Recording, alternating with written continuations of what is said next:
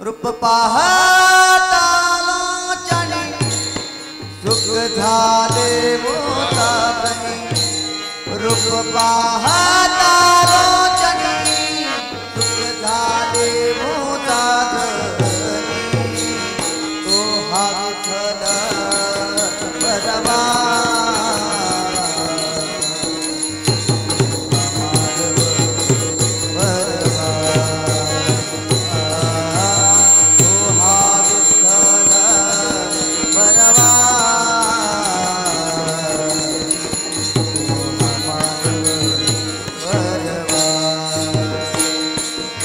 रूप पाहता रोचनी सुख झाले वो साधनी रूप पाहता लोचनी सुख झाले वो साधनी तो हा विठ्ठल बरवा तो हा माधव बरवा तो हा माधव बरवा तो हा माधव बरवा तो हा विठ्ठल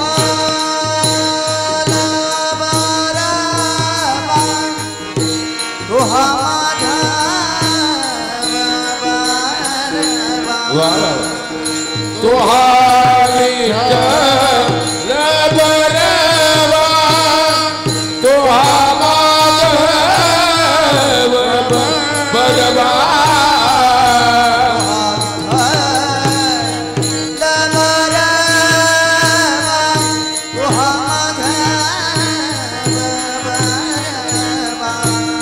तो हा विठ्ठल बरवा तो हा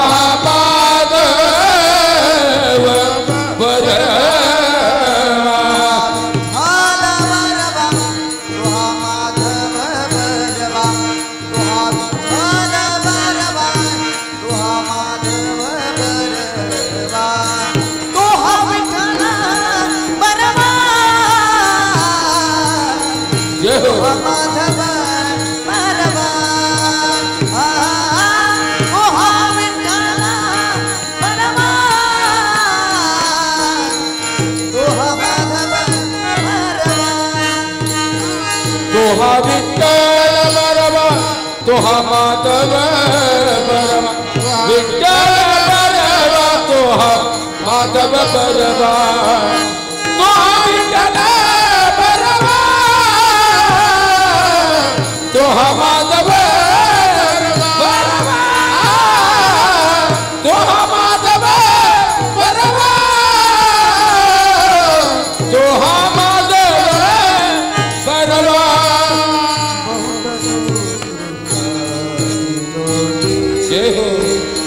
मन विठाने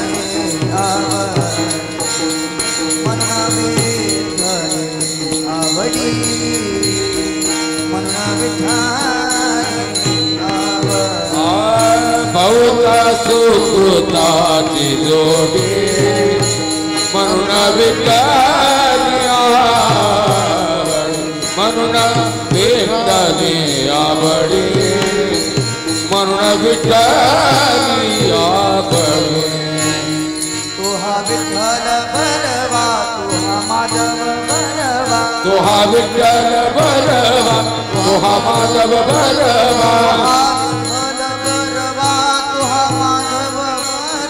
तो हा विठ्ठल बरवा तो हा माधव बरवा तो हा विठ्ठल बरवा तो हा माधव बरवा तो हा माधव बरवा तो हा माधव तो हा विठ्ठल बरवा तो हा माधव बरवा तो हा माधव बरवा माधव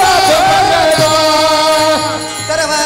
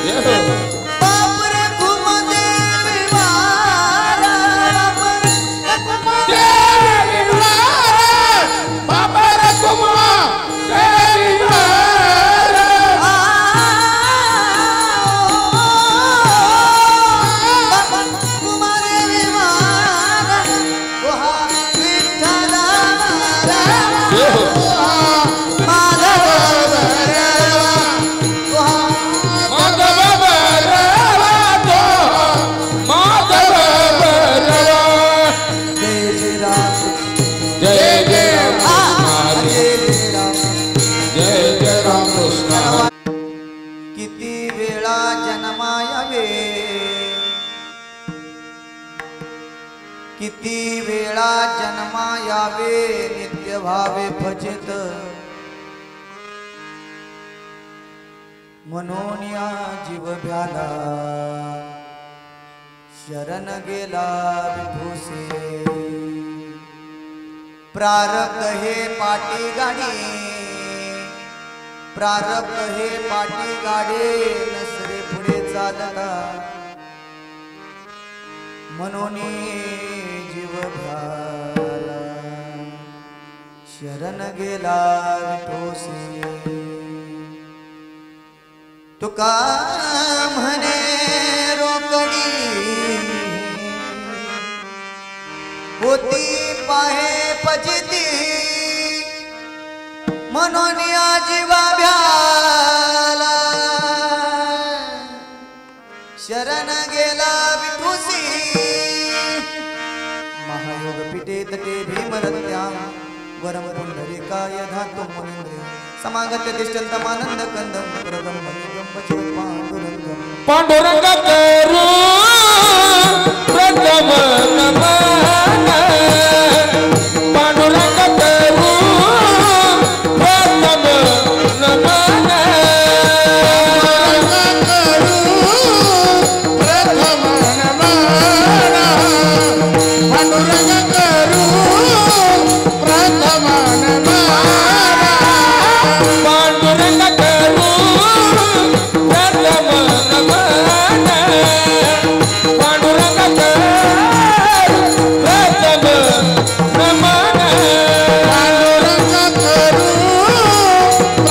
प्रथम नमन पांडुरंग करू प्रथम नमन दुसरे चरणा संताचिया दुसरे चरणा संताचिया त्यांच्या कृपादाने सत्याचा विस्तारू त्यांच्या कृपादाने सत्याचा विस्तारू दुसरे चरण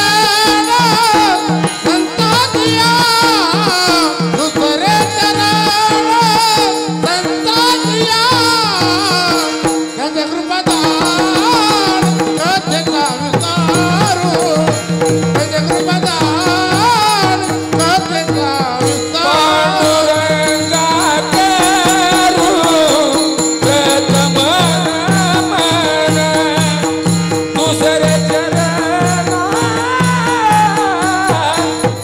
संताचिया पांडुरंगा करू प्रथम नमन दुसरे चरण संताचिया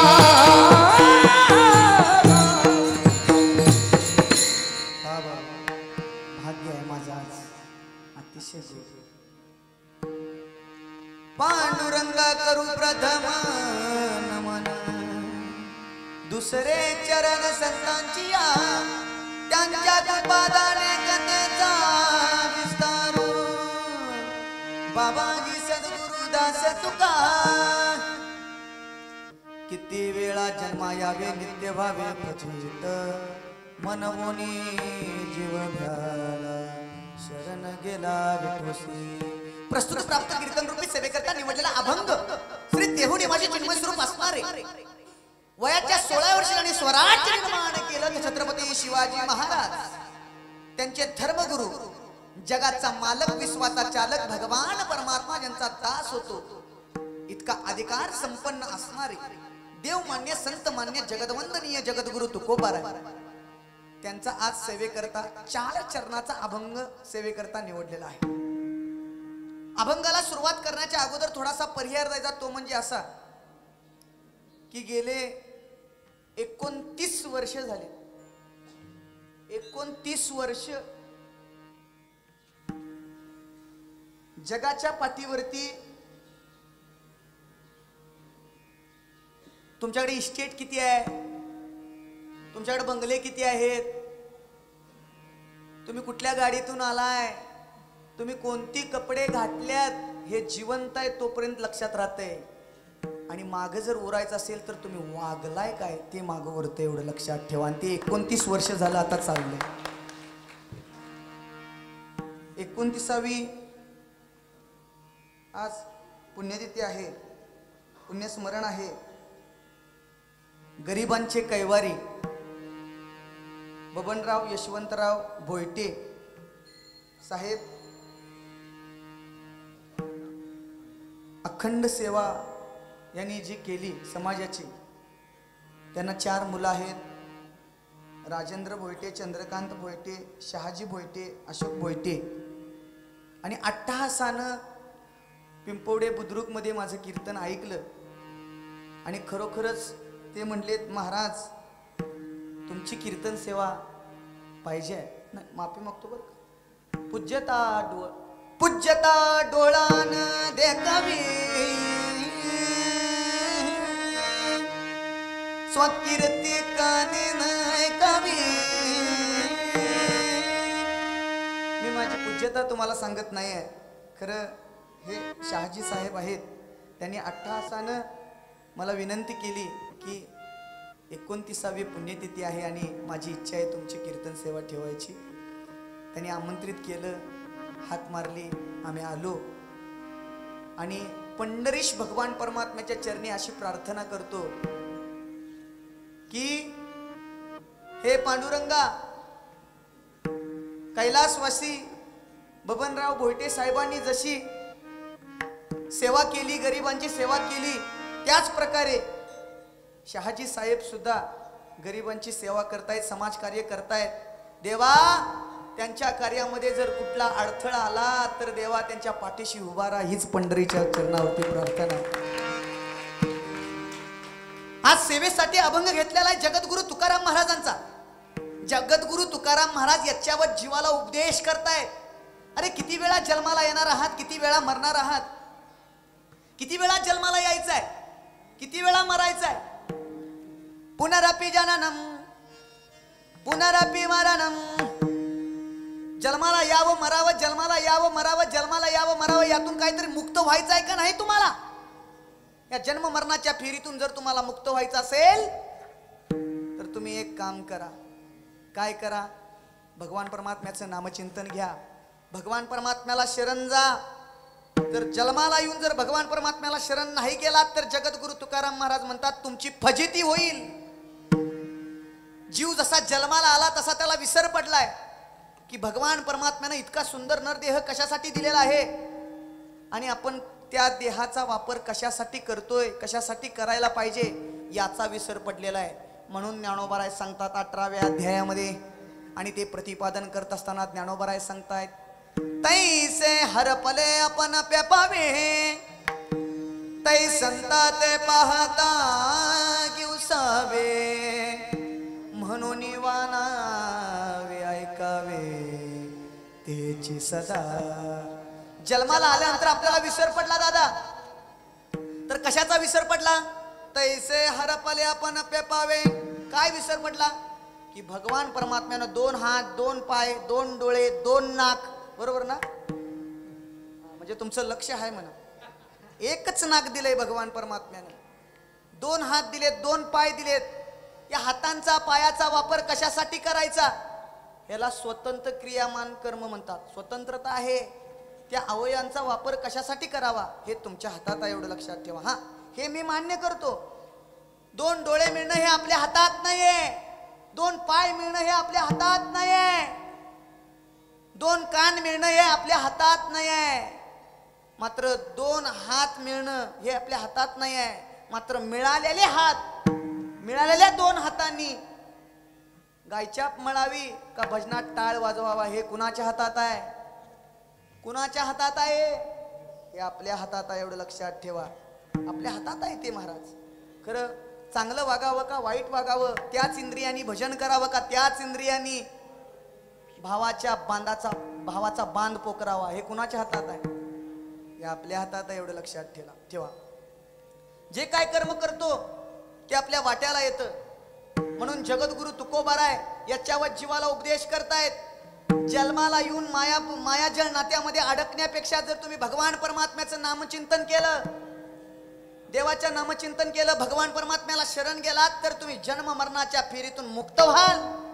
आणि जन्म मरणाच्या फेरीतून मुक्त व्हायचं असेल तर ज्ञानोबा राय सांगतात, जो मज होय अनन्य शरण तयाचे निवारीला जन्म मरण, या लागी शरणागता शरण्य मीच एकू. अर्जुना ऐक, हय अर्जुना ऐक बरं का, जर तुला जन्म मरणाच्या फेरीतून मुक्त व्हायचं असेल तर मला शरण ये. कुणी कुणाला शरण जावं? जीवानं जीवाला शरण जावं, जीवानं देवाला शरण जावं, का देवानं जीवाला शरण जावं, का देवानं देवाला शरण जावं? जन्माला आल्यानंतर सगळे जीव पोटात आहेत, आईच्या गर्भात आहेत, तोपर्यंत देवाचा धावा करतात. कशासाठी? एक वेळ का या दुका वेगळे, एक वेळ करी या दुका वेगळे, एक वेळ करी या दुका वेगळे, एक वेळ करी या दुका वेगळे.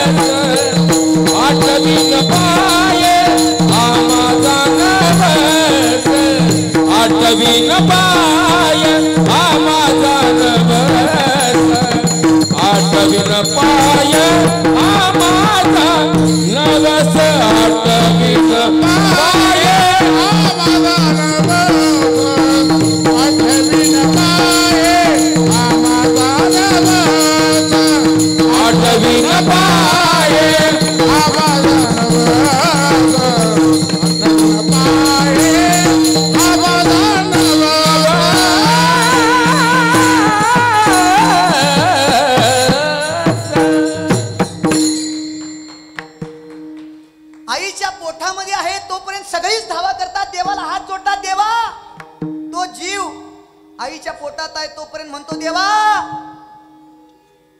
एकदाच मला या दुःखातून बाहेर काढ, त्रास होतोय. देव म्हणला, बाहेर जाऊन काय करशील? तसं जीवानं देवाला नवस केला, मी तुला नवस करतो. आईच्या पोटातच नवस केला, देवा मी तुला नवस करतो, बाहेर गेल्यानंतर मी माझ्या बांधावर कुणाला पाऊलच ठेवू देणार नाही. असा नवस केला का? नाही हो, त्या जीवानं देवाला नवस केला, देवा आयुष्यभर तुझ्या पायाची सेवा करेन. आणि हेच विसरला जीव जसा जन्माला आला तसा त्याला मायेचा वारा लागला आणि जीव विसरून गेला की आपण जन्माला कशासाठी आलोय हो. मग कोणतरी गेल्यानंतर त्याला स्मशान वैराग्य प्राप्त होतं. एखाद्या गावातला प्रतिष्ठित जावावा, कोट्यावधीच असावा, 50 लाखाचा बंगला असावा त्याचा, आणि तो जावावा, आणि मरण पावल्यानंतर मग त्याची अंत्ययात्रा चाललेली असते आणि भरपूर लोक येतात आणि त्यात 2 जण शेतकरी असतात. ते म्हणतात, बघा रामभाऊ गेला, कोट्यावधीश आहे, 50 लाखाची बंगला आहे, 25 लाखाची 4 व्हीलर आहे, खरं जाताना शेवटी पत्र्याच्या शेड मध्येच गेला हो, असं विचार करतात बरं का. मग त्या दोघांनी विचारलं, एवढं राम भाऊनं मिळवलं, खरं जन्माला आल्यानंतर तो काय घेऊन गेला नाही. सगळी इस्टेट तिथंच राहिली, गाडी तिथंच राहिली. बास झालं. एवढा मोठा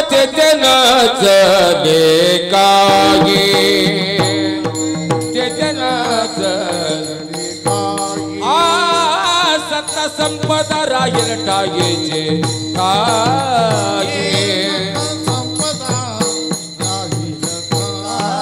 पुढे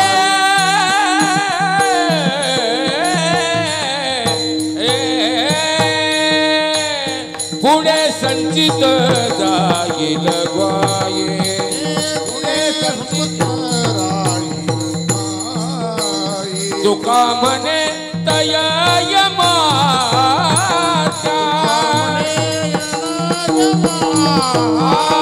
जब काळा से दूर ठेरा, जब काळा से दूर ठेरा, जब काळा से दूर ठेरा, जब काळा से दूर दूर ठेरा, दूर ठेरा. जन्माला आल्यानंतर आपण काय घेऊन जातो सांगा ना?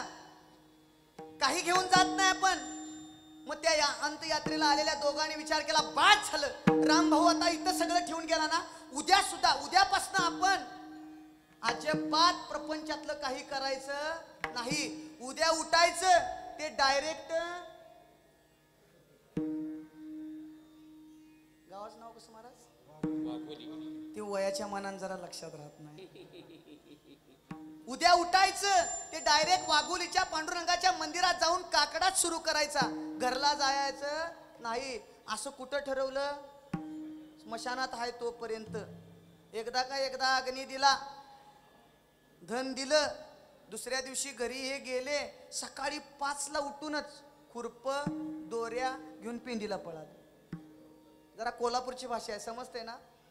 तुकाराम महाराज म्हणतात, बोलायला लय सोपं असते, करायला गेल्यानंतर फार अवघड असते. बोल बोलता वाटे सोपे, करणी करता टीर कापे. करायला गेल्यानंतर फार अवघड आहे बरं का, एवढं सोपी गोष्ट नाही आहे. म्हणून ज्ञानोबाराय सुद्धा याच्यावर जीवाला जागे करतायत, जागे. आणि जागो होणं सगळ्यात महत्वाचं आहे. म्हणून ज्ञानोबाराय सुद्धा सांगतायत, अरे उठा, समजून घ्या, या देहाचं सार्थकपणा करायचं असेल तर काय करायला पाहिजे. तत्व महावाक्यावरती विश्वास असणं फार गरजेचं आहे. गुरुवचनावरती विश्वास असणं फार गरजेचं आहे. शास्त्रानं काहीतरी कर्म करायला सांगितले, त्याचं नाव विहित कर्म असं आहे. खरं जन्माला आल्यानंतर सगळेच ठरवतात. कीर्तनात हाय तोपर्यंत समजतात, काय नाही, उद्यापासून भजनाला जायचं. आणि कुठं तर मोकळ्या वातावरणात गेलं, जरा वारा लागला की तुकाराम महाराजांनी वर्णन केलंय बघा, आला शीतल शांतीचा वारा, तिने सुख झाले या शरीरा, विठ्ठला पातकाचा थारा, कळी काळासी ताकदर रागा, नरहरी राम गोविंद वासुदेवा, नरहरी राम गोविंद वासुदेवा. आला शीतल शांतीचा वारा, तेने सुख झाले या शरीरा, विठ्ठला पातकांचा थारा. जन्माला आल्यानंतर ऐका बरं का, समजा लागले ना तुम्हाला, ते सगळ्यात महत्वाचं आहे. यांना काय रोज बासुंदी आम्रखंड श्रीखंड ऐकायला मिळतंय, खायला नो ऐकायला. ते म्हणण्याचे विचार वेगळा आहेत माझं. कारण आज मज पामर आहे काय थोरपण, आज भाजी भाकरी ते खायला आलेत, हा त्यांचा मनाचा मोठेपणा आहे.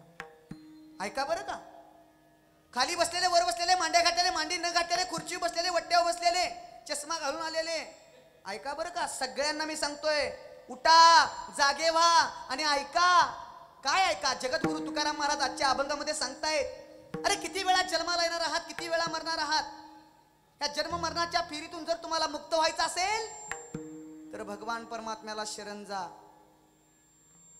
तसं जीवाला काय, जीवाचं स्वरूप काय आहे, जीवाचं स्वरूप काय आहे? ऐका बरं का, विचारसागरामध्ये फार सुंदर असं सांगितलंय जीवाचं स्वरूप. जीवाचं स्वरूप आहे. ऐका दादा, प्रत्येकाचा जीव आहे. ज्यानं 4 माळा घातल्यात त्याचा बी जीव आहे. जो बिन पाण्याची पितोय त्याचा पण जीव आहे. आणि जो रातभर भजन करतोय त्याचा पण जीव आहे. माझं जरा चिंतन वेगळं असतंय, फक्त ऐका तुम्ही. जन्माला आल्यानंतर प्रत्येक जीवाला 3 गोष्टीचीच अपेक्षा आहे. किती गोष्टीची मावशी? म्हणजे जो वारकरी संप्रदायात आहे त्याला पण 3 गोष्टीची अपेक्षा आहे. ज्याला वारकरी संप्रदायाचा गंध सुद्धा नाही त्याला सुद्धा 3 गोष्टीची अपेक्षा आहे. जो नास्तिक आहे त्याला सुद्धा 3 गोष्टी पाहिजे आहेत. आणि जो आस्तिक आहे त्याला सुद्धा 3 गोष्टी पाहिजे आहेत. मग या 3 गोष्टी कोणत्या? तर पहिली गोष्ट, एक, प्रत्येक जीवाला असं वाटतं की आपण ज्ञानी असावं. प्रत्येक जीव कशाची अपेक्षा करतो? ज्ञानाची. दुसरी गोष्ट, प्रत्येक जीवाला अमरत्वाची अपेक्षा आहे. प्रत्येकाला असं वाटतं की आपण अमर असावं, आपल्याला मरण कधीच येऊ नये. आणि तिसरी गोष्ट, जीव कशाची अपेक्षा ठेवतो? शेवट कशाची? सुखाची अपेक्षा ठेवतो. जीव ज्ञानाचीच अपेक्षा का ठेवतो? जीव अमरत्वाचीच का अपेक्षा ठेवतो? जीव सुखाचीच अपेक्षा का ठेवतो? ह्याला तात्विक कारण असं आहे, कारण ते जीवाचं स्वरूप आहे. मग जीवाचं स्वरूप काय आहे? सत, चिद आणि आनंद हे जीवाचं स्वरूप आहे. जन्माला आल्यानंतर ऐका बरं का, प्रत्येकाला 3 गोष्टी पाहिजे आहेत. पहिला, प्रत्येकाला असं वाटतं का नाही आपण ज्ञानी असावं. आता सर्वसामान्यांच्या भाषेत सांगायचं झालं तर प्रत्येकाला असं वाटतं की आपल्याला सगळ्यांनी शहाणं म्हणावं. वाटतंय का नाही? कोणाला अडाणी म्हणावं असं वाटतंय? नाही, प्रत्येकाला असं वाटतंय आपण शहाणा आहे. वाटतंय का नाही? म्हणजे प्रत्येक जीव ज्ञानाची अपेक्षा करतो. अज्ञानी कोणालाच म्हणता येणार नाही. ज्याला एकातलं कळतं त्याला तज्ञ असं म्हणतात. ज्याला एकातलं कळतं त्याला तज्ञ असं म्हणतात. ज्याला सगळ्यातलं कळतं त्याला सर्वज्ञ असं म्हणतात. आणि ज्याला कशातलंच कळत नाही त्याला आज्ञ असं म्हणतात. खरंच बरं का? ज्याला सगळ्यातलं कळतं त्याला सर्वज्ञ म्हणतात. आणि सर्वज्ञ संत आणि देवाशिवाय दुसरं कोण नाहीये. ज्याला एकातलंच कळतं त्याला तज्ञ असं म्हणतात. त्वचा रोग, बोला लवकर, त्वचा रोग तज्ञ म्हणजे त्याला हाडातलं कळत नाही. नेत्र रोग तज्ञ म्हणजे त्याला मेंदवातलं कळत नाही. बाल रोग तज्ञ म्हणजे त्याला म्हातारपणातलं काय कळत नाही. त्याला फक्त एकातलंच कळतं त्याला तज्ञ असं म्हणतात. एवढं लक्षात ठेवा. हे ज्ञानाचे प्रकार झाले. दुसरी गोष्ट, दुसरा मुद्दा मी सांगत होतो, प्रत्येकाला अमरत्वाची अपेक्षा आहे. म्हणजे मरू कुणाला वाटतंय का? मरू कुणाला वाटतंय का? बोला ना लवकर. बरं, मेल्याला चांगलं का वाईट? बोला ना पटकन, पुढे जायचं आपल्याला. मेल्याला चांगलं का वाईट? चांगलं. कोण म्हणतंय वाईट, कोण म्हणतंय चांगलं? हा, मेल्याला चांगलं का वाईट? चांगलं. मग मरता का? आणि वाईट म्हणताय, मेल्याला वाईट म्हणताय, तर मग एवढं लक्षात ठेवा, तुमच्या सासूच्या सासूची सासूची सासूची सासू ती जर आता असती तर ती तुम्हाला खपली असती का? सासूच्या सासूच्या सासूच्या सासूची सासू. अहो, जीवाची अधोगती माझ्या जगद्गुरु तुकोबारायांनी 350 वर्षापूर्वी कधीच सांगितली आहे. खरं आपण ते बघितलेलं नाही. एवढं लक्षात ठेवा. काय आहे जीवाची अधोगती? जगेला पंजा गेला बाप मसना गेला. अजा गेला पंजा गेला बाप मशना गेला. देखत देखत ना तू पंतू तोही तैसा झाला. देखत देखत ना तू पंतू तोही तैसा झाला. जागा पाटी भैयाले पोटी कुठ जागा पाटी भैयाले पोटी. हा, आजा मेला पंजा मेला बाप मसना गेला. देखत देखत ना तू पंतू तोही तैसा झाला. देखत देखत ना तू पंतू तोही तैसा झाला. उठा उठा जागा पाठी भयाने मोठी पंढरी वाचूने तुझ्या ठाव नाही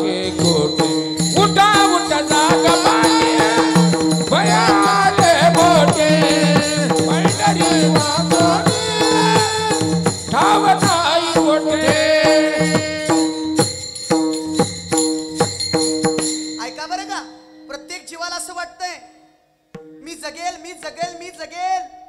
प्रत्येकाला असं वाटतंय. मरावं कुणाला वाटतंय का? मरावं कुणालाच वाटत नाही महाराज. किती संसारात कंटाळा आला, किती संसारात आटापिटा झाला, तर ते फक्त क्षणात म्हणतंय मेल्यालं. खरं मरू कुणाला वाटत? 50-55 वर्षाची म्हातारी डोक्यावरती लाकडाचा बिंडा घेऊन डोंगर चढत होती. वैतागली वैतागली वैतागली म्हणायला लागली 50-55 वर्ष झालीत तरी मला काम करावं लागतंय. ये यमा ये रे बाबा म्हणली. आता सकाळचं कडक ऊन आहे, त्या उन्हात तिनं यमाचा धावा केला. यम म्हणला मला कोणच बोलवत नाही, हिनं बोलवलंय जायलाच पाहिजे. आणि यम तिथं गेला. रागाच्या भरात तिनं बिंडा टाकलेला आणि त्या सरशी तिनं हाक मारलेली. यम तिथं आजीपाशी गेला आणि आजीला म्हणाला आजी मी आलोय. तर ती म्हणली कोण आहेस तू? तर तो म्हणला यम है हम. तर तू कशाला आलायस? तूच बोलवलंस मावशी आणि कशाला आलायस म्हणालास? हा तू आलास वय बर बर म्हणाली. बिंडा टाकलाय उचलू लागाय कोण नव्हतं म्हणून तुला बोलवलेलं. विनोदाचा भाग सोडून द्या दादा. जन्माला आलोय आपण. मरू कुणालाच वाटत नाही. किती जरी म्हटला मरतो मरतो मरतो, मरू कुणाला वाटत नाही हो. आयुष्यात जन्माला आल्यानंतर प्रत्येकाला जगावंसं वाटतंय. खरं कशात? मायाजळ नात्यामध्ये. ज्या वेळेस या जीवाला दुःख होतं त्यावेळेस त्याला जगू वाटत नाही. सगळ्या मनासारख्या इच्छा व्हाव्या लागतात असं वाटतं. एवढं लक्षात ठेवा. जगद्गुरु तुकाराम महाराज तेच याच्यावर जीवाला धावून सांगतायत. तुम्ही कुठंतरी भरकटत चाललेला आहात. भगवान परमात्म्यानं इतका सुंदर नरदेह दिलेला आहे. भगवान परमात्म्याच्या नामचिंतनासाठी दिलेला आहे आणि याचा वापर तुम्ही चुकीचा करत आहात म्हणून याच्यावर जीवाला सांगतायत किती वेळा जन्माला येणार आहात, किती वेळा मरणार आहात. एक ना एक दिवस सगळीच जाणार आहेत. राहणार कोणीच नाहीये. जरासा अंतर्मुख व्हा. भगवान परमात्म्याला शरण जा. भगवान परमात्म्याला शरण जायचं म्हणजे नेमकं काय करायचं? गळ्यामध्ये 4-4 माळी घालायच्या, महिन्याची पंढरीची वारी करायची. मी वारकरी संप्रदायातला, मी संस्थेत शिकलेलो माणूस आहे. मी काय तुम्हाला खोटं नाटक काही सांगणार नाही. विठ्ठल मात्रा घ्यायलाच पाहिजे, माळ घातलीच पाहिजे. तर त्याचबरोबर पथ्य पण सांभाळणं फार गरजेचं आहे. एवढं लक्षात ठेवा. आणि आज ते कुठंतरी जरा दुर्मिळ होत चाललेलं आहे. हो ताई ऐका बरं का, अंतःकरणापासून सांगतोय मी. ते कुठंतरी विस्कळीत चाललेलं आहे. मरू कुणाला वाटत नाही ह्याच्यावरती बोलत होतो. दुसरा मुद्दा चालू आहे. मरू कुणालाच वाटत नाही. ज्ञानोबा म्हणतात मरू राहू दे, मर जा जा तिकडं. मर जा जा तिकडं असं जरी म्हटलं तर त्याला राग येतो. आगा मर हा बोलन सहाती मेलिया रडती. म्हणतात मर जा जा म्हटलं तर त्याला ते सहन होत नाही आणि मेल्यावर रडत बसतात. मरण कुणाला चुकलेलं नाही एवढं लक्षात ठेवा. ऐका बरं का, तुम्ही करोडपती असाल, तुमच्याकडे 50 लाखाची गाडी असेल, मी सतत हेच उदाहरण देतोय. तुमचा 1100 टन ऊस जात असेल, तुम्हाला सगळी रामभाऊ आले, रामभाऊ नमस्कार नमस्कार करत असतील. खरं तुकाराम महाराज म्हणतात जर भजन येत नसेल, देवाचं नामचिंतन घेत नसेल तर तुकाराम महाराज म्हणतात काय थोरपण जाळायाचे, काय थोरपण जाळायाचे, काय थोरपण जाळायाचे, काय थोरपण जाळायाचे. तुका म्हणे येते भजन प्रमाण हो, काय थोरपण जाळावे ते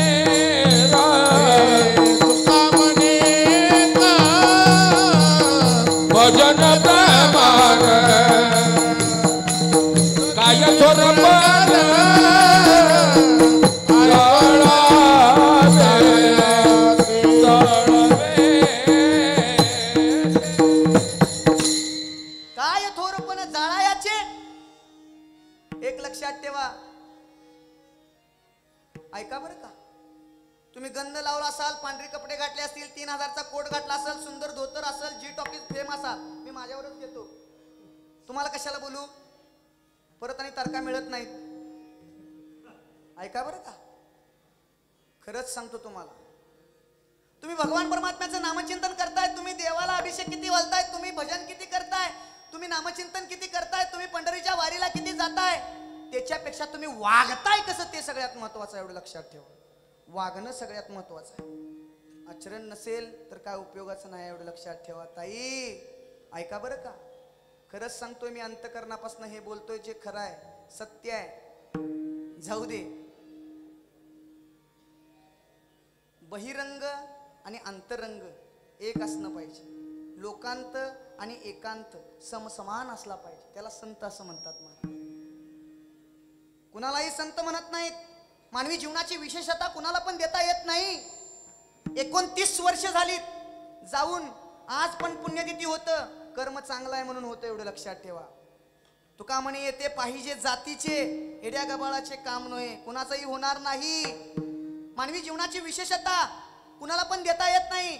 मग मानवी जीवनाची विशेषता द्यायची कुणाला? शास्त्र सांगतं कुणाला द्यायची. मानवी जीवनाची विशेषता त्याच्या आकारावरनं न ठरता त्याच्या आचारावरनं केली जाते. मानवी जीवनाची विशेषता त्याच्या प्रकृतीवरनं न ठरता त्याच्या कृतीवरनं केली जाते. आणि मानवी जीवनाची विशेषता त्याच्या व्यक्तित्वावरनं न ठरता त्याच्या व्यक्तिमत्वावरती ठरली जाते. व्यक्तित्व म्हणजे तुम्ही कुठल्या कुळात जन्माला आलाय, न्हावी, चंबार, सुतार, लोहार, महार, याच्याशी काही घेणं देणं नाही. ज्या समाजात येऊन तुम्ही ते कर्म काय करताय ते सगळ्यात महत्वाचं आहे. हे सगळ्यात महत्वाचं आहे बरं का, अतिशय महत्वाचं आहे. म्हणूनच तुकाराम महाराज म्हणतात, असं करू नका, जन्माला आल्यानंतर भगवान परमात्म्याचं नामचिंतन करा, तर जन्माला येऊन काय उपयोगाचं नाही आहे. अगोदरच आपल्याकडे वेळ कमी आहे, काळ कमी आहे. आधी करून सर्व संत म्हणतात, अल्पायुष्य मानव देह शतगणिले ते अर्धरात्र खायन, मध्ये बालत्व पीडा रोग क्षय, काय उरले ते भजनासी पाहेगा, काय भजनासी उरले ते पाहेगा. राम राम स्मराधी. भगवान परमात्म्याचं नामचिंतन घ्या. इकडे खाली बसलेले वर बसलेले ऐका बरं का, अंतकरणापासून सांगतोय. जन्माला आल्यानंतर आयुष्य जे आपल्याला मिळालंय ते काय असंच मिळालंय का?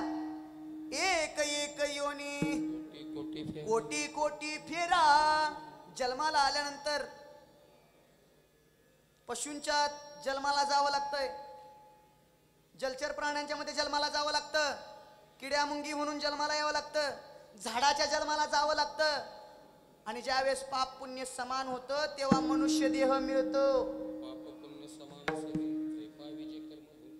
नरदेह दुर्लभ जाना, नरदेह दुर्लभ जाना, शतवर्षाची गणना, यामध्ये दुःख यातना.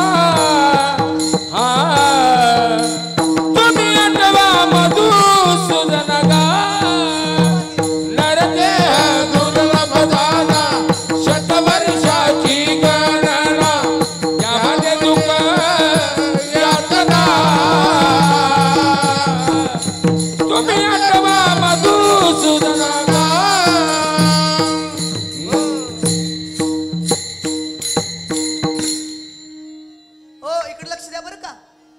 साहेब लोक आहात तुम्ही सगळे, इकडे लक्ष द्या.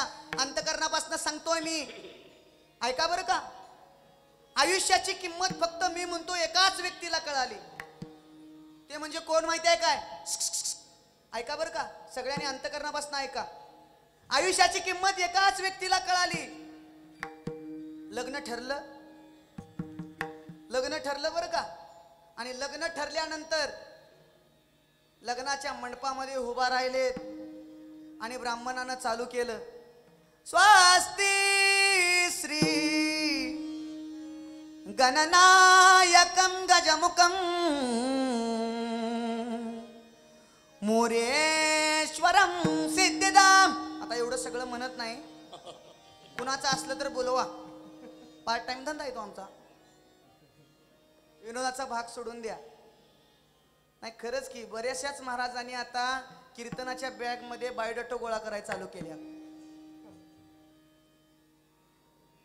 टीकापर नसावं आणि टीकापर कीर्तन करण्याचा माझा अधिकार नाही आहे. आमच्या गुरुजींचे शिकवण आहे. खरं तरी सुद्धा ऐका.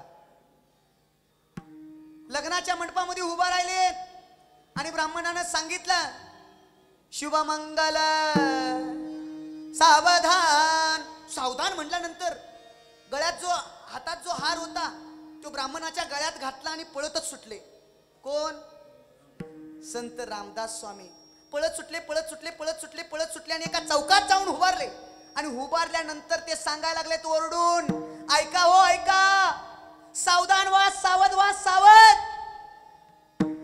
लोक जमा झालीत आणि 100 वर्षाची गणना केली रामदास स्वामींनी. ऐका बरं का, ऐका, अंतकरणापासून सांगतोय मी. 100 वर्ष तुम्हाला पण होणार आहेत. आता इथं कोण बसलेला 40 वर्षाचा असेल, कोण 30 वर्षाचा असेल. साहेब तुम्ही 35 वर्षाचे असाल, 40 वर्षाचे असाल. ज्या त्या वयाप्रमाण तुम्हाला ते भोगायला येणारच. प्रारब्ध हे पाठी गाडी. मागच्या जन्माचं गटोडं घेऊन तुम्ही जन्माला आलेला आहात. ऐका बरं का, 10व्या वर्षी तुम्हाला काय भोगावं लागतं, 20व्या वर्षी काय भोगावं लागतं, 30व्या वर्षी काय, अशा 100 वर्षापर्यंत तुम्हाला काय काय भोगावं लागतं. रामदास स्वामींनी एका अभंगामध्ये सांगितलेलं आहे. का रामदास स्वामी म्हणतात, 10 वर्ष बालपण 20 वर्ष तारुण्य अंगी भरला मदन मग तू कैसा सावधान. सावध सावधान वाचे वदा नारायण. जन्माला आल्यापासून 10 वर्ष कशात जाते? बालपणात जातात. 10 वर्ष बालपण बालपणात जातात. 20 वर्ष तारुण्य 20 वर्ष तारुण्यात. इकडे भांग पाडतय, तिकडे मेहंदी लावते, फाटकी जीन्स पॅन्ट घालतय, बुलेट गाडीवर बसतय आणि अहंकारात माझा बाबा आमदार आहे. मदन अंगात असतो त्याच्या, मदन. माझ्यासारखा कोणच नाही. हे 20 वर्षाचं तारुण्य मदनामध्ये जातं. म्हणून रामदास स्वामी म्हणतात, सावध व्हा. तारुण्यात कळत नाही, बालपणात कळत नाही. मग कुठंतरी सुधरावं म्हणून घरातली वयाच्या 30व्या वर्षी काय करतात? सुधरवणारी आणतात. काय करतात? सुधरवणारी आणतात आणि लग्न लावून देतात. खरं रामदास स्वामी म्हणतात, 30 वर्ष होती दारापत्र मागे फिरती प्रपंच लागे पाटी मग तू कैसा परमार्थी. सावध सावधान वाचे वदा नारायण. 30 वर्ष लागल्या पेटाला बायकोच्या प्रेमामध्ये आणि पोराच्या नादात निवांत राहतय. ते कुणालाच ओळख दाखवत नाही.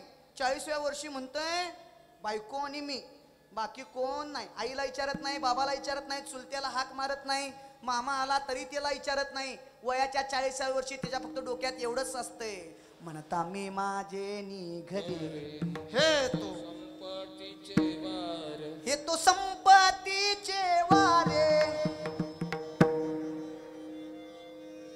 साच कारे जा.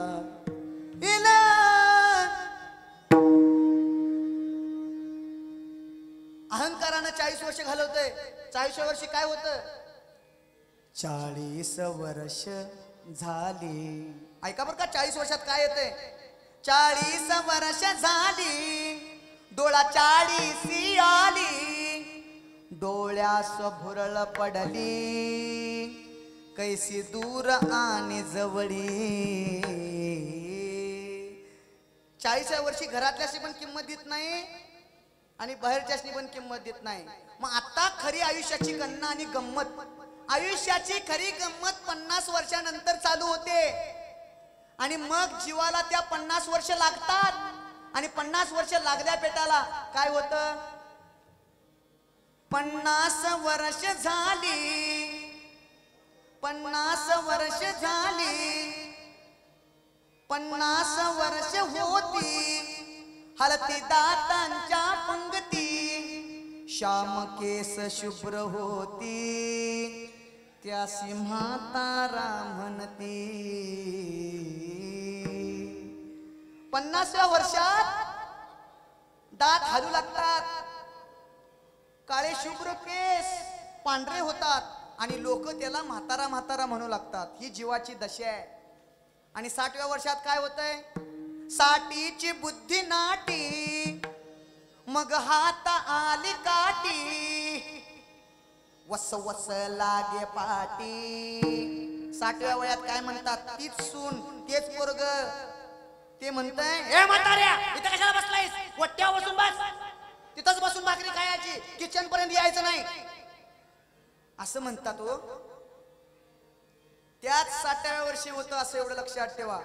म्हणूनच रामदास स्वामी म्हणतात, साठीची बुद्धी नाटी, मग हात आली काठी, वस वस लागे पाटी, त्यासी हासती कारटी. सावध सावधान वाचे वदा नारायण. सावध व्हा बरं का. आता 70व्या वयात तर त्याला कळतंय काय? 70व्या वयात कळून काय उपयोग नाही हो. वेळ तुमच्या हातात आहे तोपर्यंत ऐका. 70व्या वयात त्याच्या लक्षात येतंय, 17ची झाली रचना. 70व्या वयात काय होतंय? कोण आहे का 70व्या वयात इथं आलेलं? 17ची झाली रचना, बसल्याने उठवेना, उठल्याने चालवेना, मग तो झाला दैन्यवाना. वयाच्या 70व्या वर्षी त्याला बसवायला एक माणूस, उठवायला एक माणूस, म्हणजे तो दुसऱ्यावरती अवलंबून राहतो. आणि शास्त्रकार सांगतात, जो दुसऱ्यावरती विसंभला त्याचा कार्यभाग बुडाला. जो दुसऱ्यावरती अवलंबून राहतो त्याचा कार्यभाग बुडतो बरं का. त्यामुळं कुणावरती अवलंबून राहायचं नाही. हे 70व्या वयात होतं. आणि 80व्या वयात मग तो ढसा ढसा रडू लागतो आणि त्याला कळतं 4-20 मिळून 80, मग तो ठरला अपयशी, पाण्यावीन मचली जैसी, तैसा कासा विस होसी. 80व्या वयात त्याला कळतंय, पोरग किंमत देत नाही, बायको किंमत देत नाही, नातू तर दगडच मारतोय, किंमत देत नाही तो या संसारात. 80 वयात त्याला कळत आणि आपण अपयश आहे असं त्याला ठरतंय. एक वाक्य माझं जरूर ऐका, संसारात वय वाढलं तर किंमत कमी होते आणि परमार्थात वय वाढलं तर पूजनीय आणि वंदनीय होतं. एवढं लक्षात ठेवा. ही परमार्थाची किंमत आहे, ही परमार्थाची जाणीव आहे, ही परमार्थाची संस्कृती आहे. एवढं लक्षात ठेवा. आणि मग 90वं वर्ष लागतं आणि मग काय? आता वर्ष झाली 90, बोलवे ना एक शब्द, स्त्री पुत्र म्हणे प्रसिद्ध, याचा तोडा संबंध. 90 वर्ष झाले त्या म्हाताऱ्याला उगाच दवाखान्याला पैसे घालून ठेवला, जा घरात आणून टाका, मरते पाटक्यात. 90व्या वर्षी सगळा संबंध तोडला जातो. एवढं लक्षात ठेवा. आणि मग 100व्या वर्षी त्याला कळतं 1 शतक पूर्ण झाला, आला तैसा वाया गेला. रामदास स्वामी म्हणे योगी सावध झाला. सावध सावधान वाचे म्हणता नारायण, सावध सावधान वाचे म्हणता नारायण. सावध सावधान वाचे म्हणता नारायण, सावध सावधान वाचे म्हणता नारायण. 1 शतक पूर्ण झाला, आला तैसा वाया गेला. 1 शतक पूर्ण झाला, आला तैसा वाया गेला. रामदास स्वामी म्हणे योगी सावध झाला. ऐका बरं का वाघोलीकर, सावध सावधान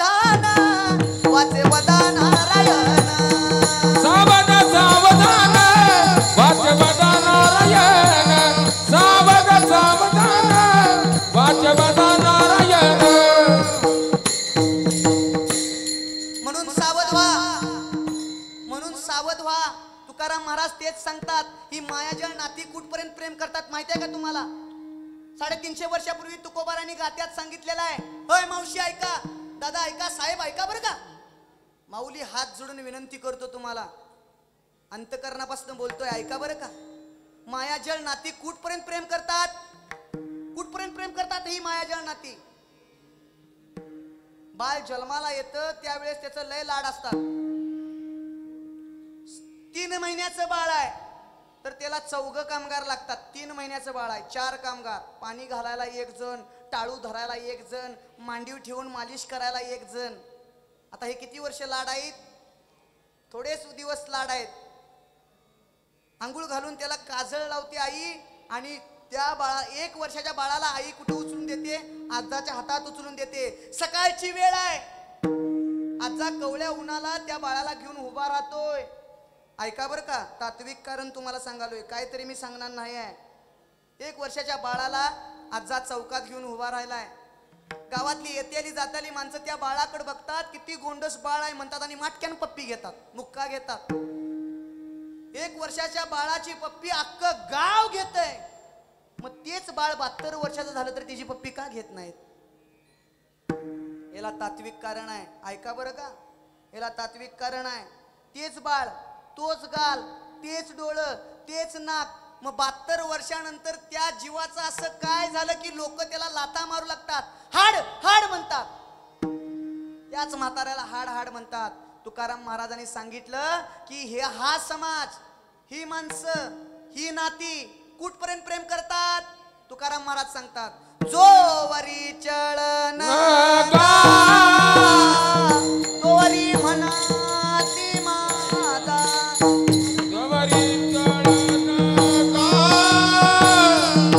तवरी मनाती माझा. आणि ती लहान थोर त्या सुखाची गाजा. मानी तिला न थोर देह सुखाची आकाशा. इंद्रिय मावळली आला बागुलाचा. इंद्रिय मावळली आला बाबूला. इंद्रिय मावळली आला बागुलाचा. इंद्रिय मावळली आला बाबूला. कैसा विपरीत झाला हा देह नोहे दोधा. कैसा व्यापार झाला तोची ज्ञान तुझा. कैसा विपरीत झाला तो देह नोहे दोधा. कैसा व्यापार झाला तोची देह नव्हे तुझा.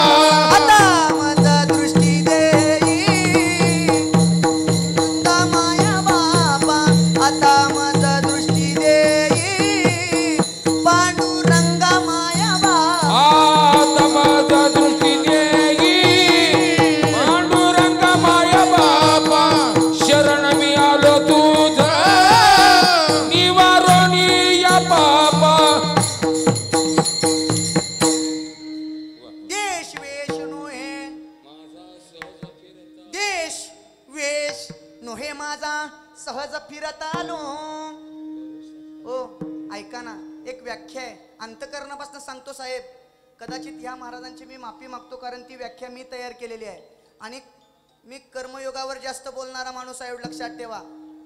कर्मयोगावर बोलतो मी, अंतकरणापासून सांगतो, ऐका बरं का. एक व्याख्या तयार केली आहे, जगाच्या मालकाला काय आवडते, जग कुणावरती प्रेम करते, क्षणिक प्रेम मिळवायचं का अनंत काळ टिकणारं प्रेम मिळवायचं आहे. तुम्ही जर सुंदर पुरुष असाल तर एखादी सुंदर स्त्री तुमच्या प्रेमात पडेल. तुम्ही जर सुंदर स्त्री असाल तर एखादा सुंदर पुरुष तुमच्या प्रेमात पडेल. तुम्ही जर सुंदर पुरुष असाल तर एखादी सुंदर स्त्री तुमच्या प्रेमात पडेल. परंतु तुमचं मनच सुंदर असेल तर अख्खं जग तुमच्या प्रेमात पडेल, एवढं लक्षात ठेवा. मन, मन. तुकाराम महाराजांनी या मनाविषयी भरपूर लिहिलंय बरं का. तुकाराम महाराज म्हणतात देव कुणाला प्राप्त होतो, देव कुणाला प्राप्त होतो, देव कुणाला भेटतो. तुम्हाला काय म्हणायचं आहे, 4 माळी घातल्यात त्याला? तुम्हाला काय म्हणायचं आहे, रातभर भजन करतोय त्याला? नाही. तुका म्हणे सत्य कर्माभावे साय, कर्म चांगलं ठेवा. नाहीतर एकादश आहे म्हणून रातभर 12 वाजेपर्यंत 1 वाजेपर्यंत भजन आणि सकाळी 4ला उठून दुसऱ्याचा बांध कापून आणायला लागलाय. गेले ना ते भजन मध्ये. रोज ज्ञानेश्वरी पारायण करायला लागलाय, खरं शेजारच्याला नीट बोलत नाही. नुसता वार वार वार वार. खरं त्याच ज्ञानेश्वरी मध्ये सांगितलेलं आहे काय, साच आणि मवाळ मिथुले आणि रसाळ शब्द जैसे कलोळ अमृताचे. साच आणि मवाळ वाणी असावी. ऐका बरं का, अंतकरणापासून मी सांगतो काय देवाला आवडतं. बाह्य रंग आवडतं का अंतरंग आवडतो? अंतरीची घेतो गोडी. माझ्या बोधे बाबांची चाल आहे बरं का. अंतरीची घेतो गोडी पाहे जोडी भावाचे. देव सोयरा देव सोयरा देव सोयरा दिनाचा. अंतरीची गोडी घेतो. ऐका ना, मी 10वीला होतो. एक उदाहरण देतो, त्याशिवाय तुम्हाला ते कळणार नाही. ऐका बरं का. मला माहिती आहे वेळ झालाय, खरं थोडक्यात घेतो मी 10वीला होतो. आणि 10वीला असताना आमचे बाबा पंढरपूरच्या वारीला जायचे. आणि त्यावेळेस इन्व्हर्टर वगैरे काय नव्हतं साहेब. 2012ला माझी 10वी झाली. आणि मग आमच्या वडिलांनी पोरगा अभ्यास करतय म्हणून पंढरपुरासनं सुंदर असा कंदील आणला हो. मग त्या कंदीलला लाईट गेली की मी रात्रीचा अभ्यास करायचो.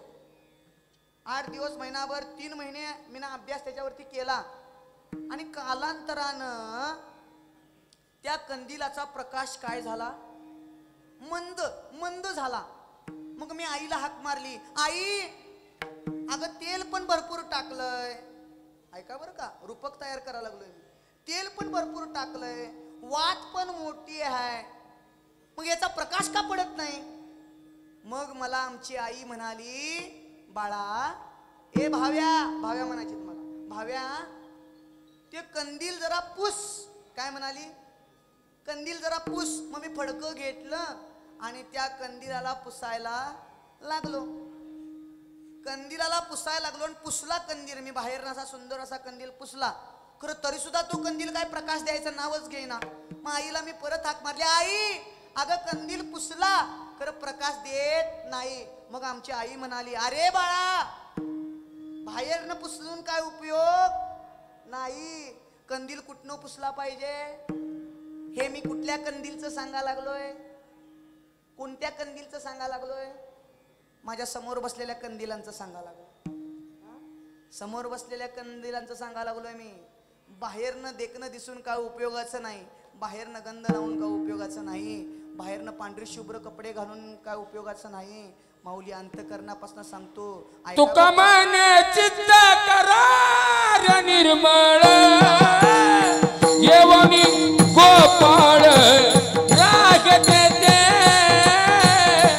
येवनी गोपाळ राग देते. येवनी गोपाळ राग देते.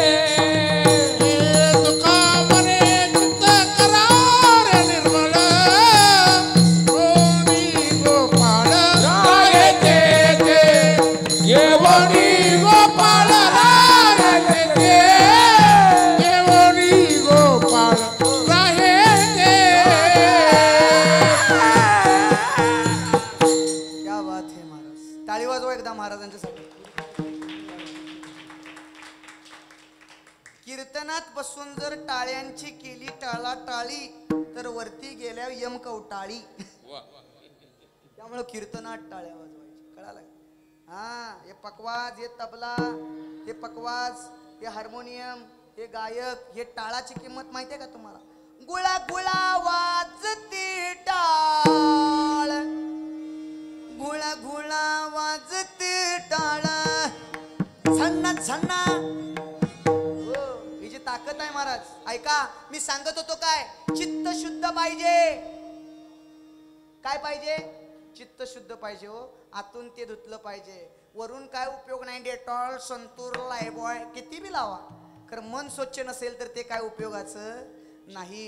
डेटॉल, संतूर लावून माणसं जवळ येतील, मात्र देवाला देव जवळ येण्यासाठी चित्तच धुवावं लागेल. एवढं कळालं काय? तुकाराम महाराज म्हणतात, नाही निर्मळ जीवन काय करील साबण. म्हणून चित्त शुद्ध ठेवा बरं का. जरा महाराज ऐका, खाली बसलेले, वर बसलेले, मांडी घातलेले, मांडी न घातलेले, पाय लांबलेले, खुर्ची बसलेले, बाहेर उभारलेले, सगळ्यांनी ऐका. शेवटचं वाक्य आहे माझं, ऐका बरं का. तुम्ही तुमच्या आईला फसवू शकताय, तुम्ही तुमच्या बापाला फसवू शकताय, तुम्ही तुमच्या बायकोला फसवू शकताय, तुम्ही तुमच्या मालकाला फसवू शकताय, तुम्ही तुमच्या नवऱ्याला फसवू शकताय, तुम्ही जगाला फसवू शकताय, खरं देवाला फसवणारा अजून जन्माला आलेला नाही. एवढं लक्षात ठेवा. पती लक्ष्मीचा देव बघतोय हो. एवढं लक्षात ठेवा. फक्त देव बघतोय, बघणारा देव आहे. देव बघतोय म्हणून तर तुम्ही चांगलं कर्म करा. नाहीतर तुकाराम महाराज म्हणतात, गातो वासुदेव मी ऐका, चित्ती ठाई ठेवून भावे ऐका, डोळे झाकून रात्र करू नका, काळ करीत बैसल असेल का. हो, डोळं झाकल्यात आणि म्हणतात की मला काही नाही, अंधार आहे. अरे डोळं बंद केलेस म्हणून अंधार आहे. डोळं उघडून करून बघ, सगळं प्रकाश आहे. मायाजय नात्यामध्ये डोळं झाकून तुम्ही बसू नका.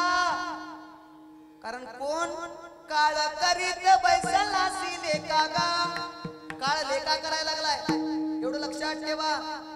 तुकाराम महाराज तेच जगाला ओरडून सांगतायत आणि ओरडून सांगत असताना ते जगाला भानावर येण्यासाठी काय म्हणतात तेच जगद्गुरु तुकोबाराय अभंगाच्या पहिल्या चरणात सांगतात. किती वेळा जन्मा यावे,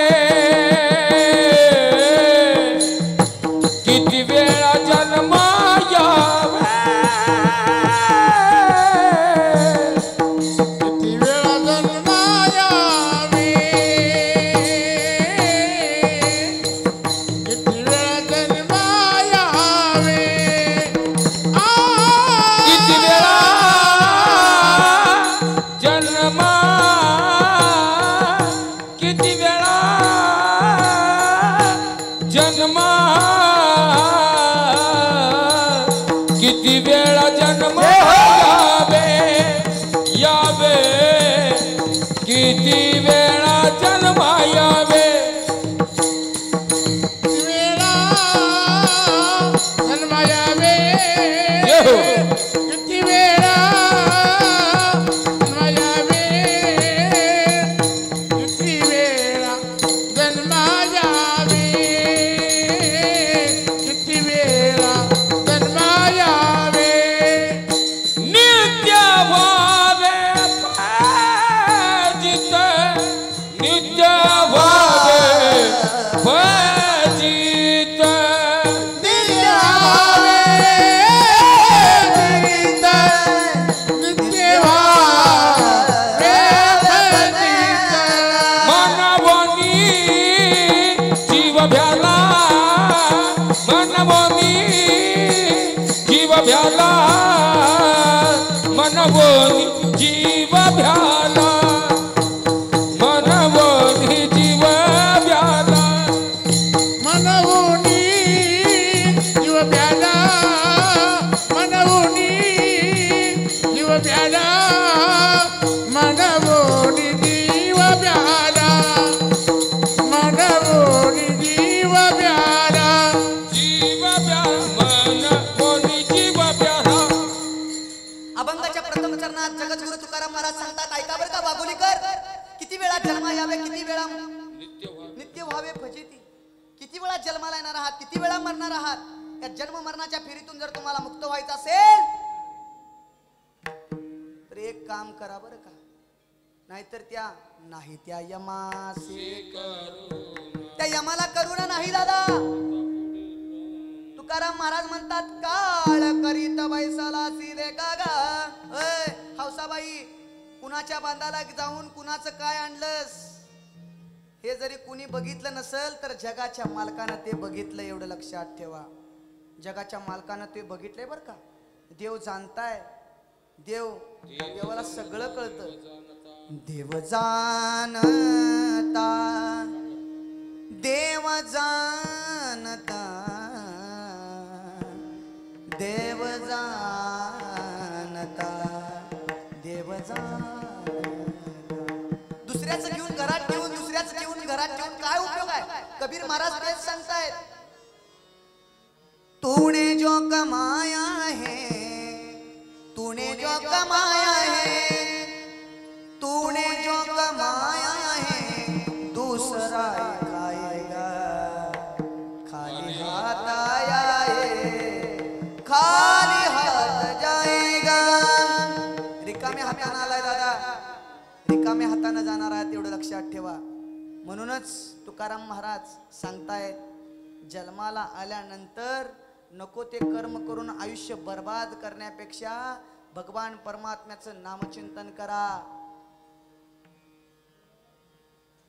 तुम्हाला पुढची गती, पुढचा जन्म कोणता प्राप्त व्हावा हे तुमच्या हातात आहे का देवाच्या हातात आहे? बोला बघू, उत्तर द्या. इति विचारचंद्रोदय. हा विचारचंद्रोदयामध्ये असं सांगितलेलं आहे, तुम्हाला पुढचा जन्म कोणता प्राप्त व्हावा हे तुमच्या हातात आहे. कारण का ज्ञानोबराय तेच सांगतायत, मरणी जयाच हटवे तो त्याची गती पावे. मरताना तुम्हाला जे आठवल तो जन्म तुम्हाला मिळणार आहे, एवढं लक्षात ठेवा. मरताना एक जण हरिण हरिण हरिण हरिण करत मेला, पुढचा जन्म मरणाचा घ्यावा लागला. मरताना माझा लप्पा, माझं घरटण, माझं डोरलं, माझं चितार करत जर मेला, माझी संपत्ती करत मेला, तर पुढचा जन्म सर्पाचा मिळतो, काळाचा. मरताना रतिभोग, स्त्री गमन, वासनेमध्ये जर तुमचा देह पडला, मेलात तुम्ही, जीव सोडला, तर पुढचा जन्म नपुसक, तृतीय पंथ, कळतंय ना, तृतीय पंथ प्राप्त होतो. आणि मरताना जर तुम्ही राम राम म्हणत मेला तर तुम्ही राम व्हाल, तुम्हाला ती गती प्राप्त होईल. राम म्हणता रामाची होई जे उत्तम भोगील जीवा ठाणी हो हो, उत्तम भोगील जीव ठाणी, उत्तम भोगील जीव ठाणी,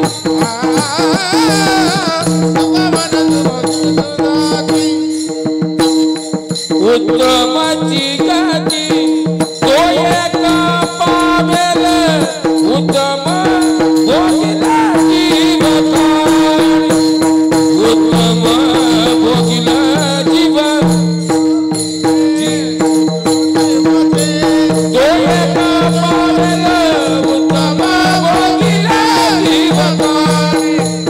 उत्तम भोगील जीव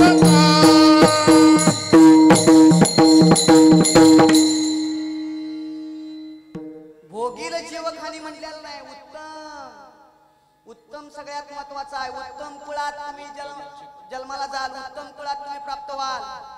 मागच्या जन्मी जर भजन करत करत करत जर देह ठेवला, अदृढ अप्रोक्ष ब्रह्मज्ञानानं जर देह ठेवलाच, भजन करत करत जर तुम्ही मरण पावलात, समाजसेवा करत करत जर तुम्ही मरण पावलात, सत्कार्य करत करत जर तुम्ही जर देह ठेवला, तर एक पहिलं तुम्हाला उत्तम कुळ म्हणजे ब्राह्मण कुळात जन्म प्राप्त होतो.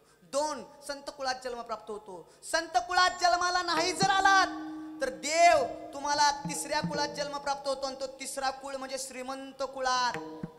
एखाद्या मोठ्या घरात जर एखादं बाळ जन्माला आलं तर म्हणतात, ते काय जन्माला येताना सोन्याचा चमचाच घेऊन आलाय, जन्माला येताना नाही, ते मागच्या जन्माचा आहे, एवढं लक्षात ठेवा. म्हणून त्याला ती गती श्रीमंत कुळात जन्म त्याचा प्राप्त झालाय.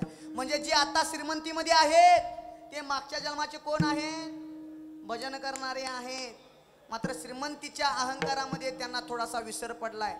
काहींना विसर पडलाय की भजन नाही, मंदिर नाही, देवळा नाही. खरं एक लक्षात ठेवा, काही व्याप असू दे, त्या व्यापातले 2 रुपये जरी तुम्ही परमार्थासाठी खर्च केले, सप्त्यासाठी खर्च केले, तर तुम्हाला परमार्थ केलेलं पुण्य लागतं, एवढं लक्षात ठेवा. म्हणून दान धर्म असावा, इतर कर्म असावेत. म्हणूनच म्हणूनच म्हणूनच या जीवाला अधोगतीमध्ये अडकण्यापेक्षा जगद्गुरु तुकोबारांनी सांगितलं की हा देह प्राप्त झाल्यानंतर जर तुम्ही नको ते कर्म केलं तर तुम्हाला यम सोडणार नाही, काळ सोडणार नाही असं सांगितल्या पेटाला जीव घाबरला. आणि घाबरलेल्या जीवानं केलं काय? अभंगाच्या दुसऱ्या चरणात सांग. मानवनी शरण जावे गेला शरण जावे गेला मनावोनी जीव प्याला मनावोनी जीव प्याला हे मनावोनी जीव प्याला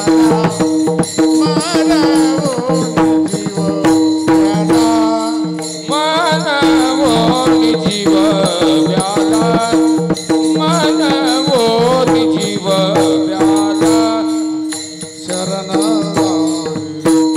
विष्णुची शरण विष्णुची मनवोनी जीव प्याला मनवोनी जीव प्याला जीव प्याला जीव प्याला. तुकोबारांनी सांगितलं जर भगवान परमात्म्याचं नामचिंतन नाही केलं तर तुम्हाला यम सोडणार नाही. अय मावशी, काळ सोडणार नाही. झालं कीर्तन संपलंय माझं, ऐका अंतकरणापासून सांगतोय. याच्यावर जीवाला ह्या मायाजळ नात्यापासून अधोगतीपासून सोडवण्यासाठी 700 वर्षापूर्वी नाथबाबांनी 2 जाती तयार केल्या. ऐका बरं का, इतिहास सांगतो तुम्हाला. 2 जाती तयार केल्या आणि त्यांना सांगितलं घराघरात जावा, दारादारात जावा, भगवान परमात्म्याच्या नामचिंतनाचे स्व उद्धाराची साधनं सांगा. आणि त्या 2 जाती अशा आहेत महाराज, एक केला पिंगळा आणि दुसरा केला वासुदेव. आणि ते जाऊन प्रत्येकाच्या घराघरात दारादारात जाऊन सांगायला लागले. आणि पिंगळा प्रत्येकाच्या घराघरात जाऊन सांगायला लागला. आणि तो पिंगळा म्हणतो कसा? जन्माला येऊन भगवान परमात्म्याचं नामचिंतन करा, साधू संतांची सेवा करा, तीर्थयात्रेला जा.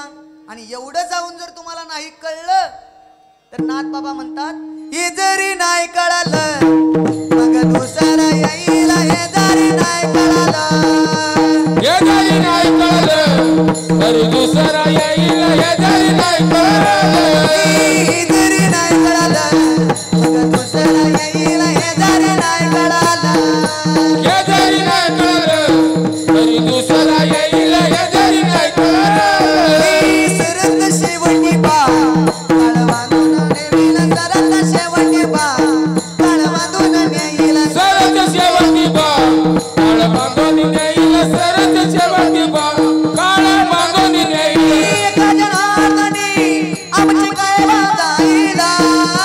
एका जनार्दनी आमच्या काय बाईल.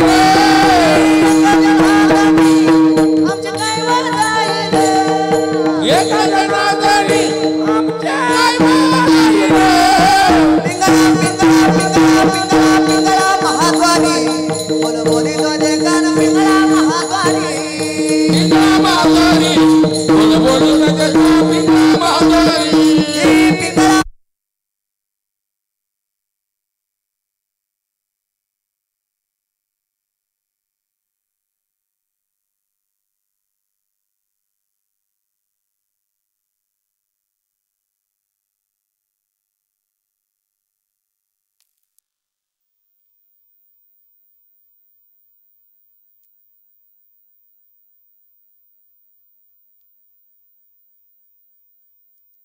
कारण जसं आहे माईक फडावरती माईकला किंमत नाही आहे. कारण मी एक सांगू का तुम्हाला, मी एक अंतकरणावर सांगतोय का कीर्तन संपलंय. एक मोकळ्या मनानं सांगतो महाराज. कथेची सामग्री देह अवसानावरी. हा, कथेची सामग्री ही देह अवसानावरती आहे. या शरीराची काळजी घेणं, घशाची काळजी घेणं हे आमचं कर्तव्य आहे. रोज एका गावाला हे जर खराब असेल तर ते कसं करणार असो. म्हणूनच नाथ बाबा म्हणतात हे जरी नाही कळालं मग दुसरा येईल. हे जरी नाही कळालं सरत शेवटी बाण काळ बांधून नेईला सरत शेवटी बाण एका जनार्दनी आमचे काय जाईला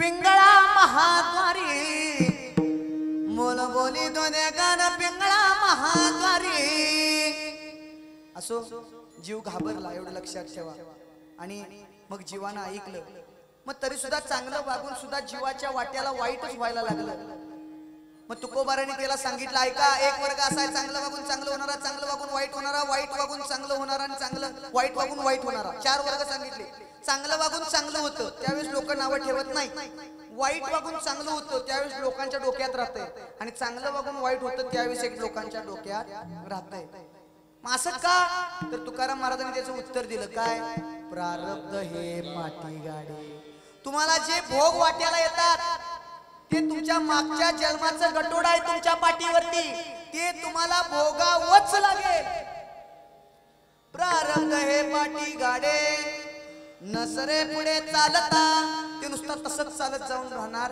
नाही म्हणूनच जगद्गुरु तुकोबाराने सांगितलं काय करा भगवान परमात्म्याचं भजन करा म्हणून जीव भ्याला शरण गेला विठूसी फुलं दिले फुलं वाटल्या चालते फुलाला फक्त हात लावा सर्वांनी अतिशय सुंदर असं हा थाट इथं मांडलेला आहे खरोखरच सांगायचं झालं बापाविषयी जर बोलायचं झालंय 10 मिनिटात तुम्ही म्हणशीला काय लांबड लावा लागलं असं काय होणार नाही अंतकरणापासून सांगतोय का इतका मोठा आहे थाट आहे 29 वर्षाची पुण्यतिथी आहे महाराज प्रथम 29 वर्षाची पुण्यस्मरण आहे आणि या 29 वर्षाच्या पुण्यस्मरणामध्ये सुद्धा लोकांची गर्दी तितकीच आहे याचं तात्मिक कारण काय असते तर मुलाचं कर्म असते खरंच सांगतो तुम्हाला मुलाचं कर्म एक वडीला जय जय करती तया नाम धर्म ठेविती वडिलांच्या हातावरती हात ठेवून ह्या मुलांनी शहाजी दादांनी हे समाज कार्य चालू ठेवले आणि त्याची हे पोच पावती आहे एवढं लक्षात ठेवा असंच परमार्थिक कार्य नैमित्तिक कार्य नैमित्ताला धरून परमार्थिक कार्य त्यांच्या हातून घडो ही पंढरीश भगवान परमात्म्याच्या चरणी प्रार्थना जगाच्या पाठीवरती बाप होणं आणि बापानं घराचा तोल सांभाळणं एवढी सोपी गोष्ट नाही बापाविषयी काय बोलायचं आतापर्यंत प्रत्येक कीर्तनकाराने सांगितलंच असेल मला त्यावरती जास्त लांबड लावायची नाही आहे फक्त एक सांगतो ऐका जाता जाता तुम्हाला बाप काय असतोय ते सांगतो ऐका बाप काय असतोय ते सांगतो ऐका आणि सेवा पूर्ण करतो बापा स्वाभिमानी बाळा त्याचा कनक रखडा त्याच्या काळजात सुद्धा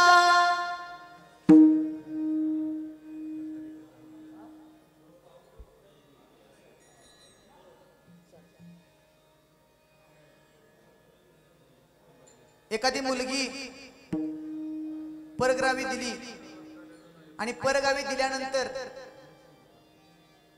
1 वर्ष 2 वर्ष ती संसार करत असेल आणि दुसऱ्या वर्षी तिला गावात एखाद्या जर त्या दिलेल्या गावात तिच्या सासरी जर कोणी विचारलं काय ग तुझा बाप काय करतो असं म्हटल्यानंतर ती मुलगी सांगते तिच्या डोळ्यात पाणी भरतं बरं का माझ्या डोळ्यातलं असवा कुणी मायेन पुसताना माझ्या डोळ्यातलं असवा कुणी मायेन पुसताना उरी हुंद का दाटतोया गोष्ट बापाची सांगताना उरी हुंद का दाटतोया गोष्ट बापाची सांगताना त्याच्या फाटक्या सदऱ्याला किती ठिगळ जोडल्याली उभ्या आयुष्याला त्यानं कशी कातर लावल्याली मला कसस होत या कुणी बाबा म्हणताना पुरी भूत कदटोया गोष्ट बापाची सांगताना म्हणूनच महाराज बापाचं अस्तित्व जाणणारी ती मुलगी असते आई मुलावरती